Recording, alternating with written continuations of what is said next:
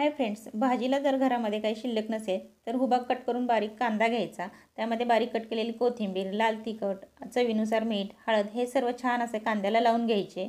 याच्यामध्ये मीठ घातल्यामुळे ना याला पाणी सुटते, त्यासाठी लगेचच आपण पराठा तयार करणार आहोत।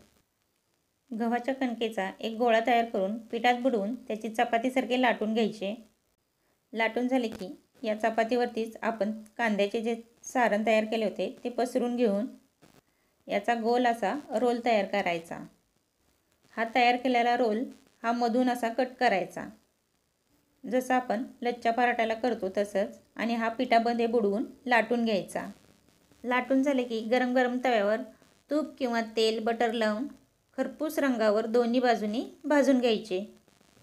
गरम गरम आणि खमंग असा आपला ओनियन पराठा तयार आहे। व्हिडिओ आवडला असेल तर व्हिडिओला लाईक करा आणि चॅनलला सबस्क्राईब करा।